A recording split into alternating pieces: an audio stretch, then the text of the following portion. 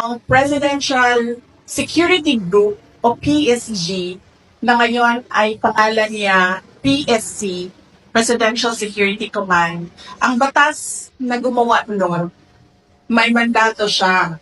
Ang mandate niya is the protection of the President and his family, protection of the Vice President and his family. At meron pang iba.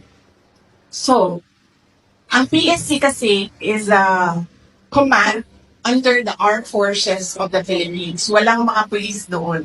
AFP at sa lahat.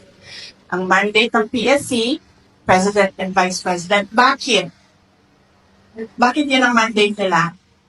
Kasi our Constitution provides for the line of succession. The Vice President is the first in line. So, ibig sabihin, the state is required, is mandated by the Constitution and by laws to protect the Vice President. Kasi pag nawala ang presidente, siya yung susunod. Kaya pinoprotektahan din siya. Kasi siya yung reserve. Kasi pag hindi mo pinoprotektahan ang reserve mo, wala ka ng reserve.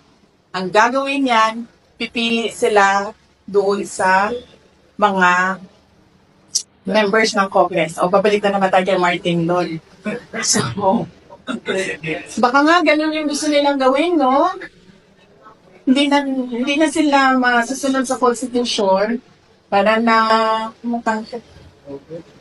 that is something I have to think about again as well. So, yun. Yeah.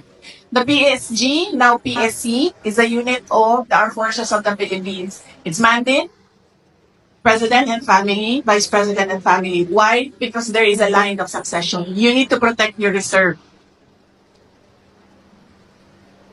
Wala doon sa usapan ang Philippine National Police.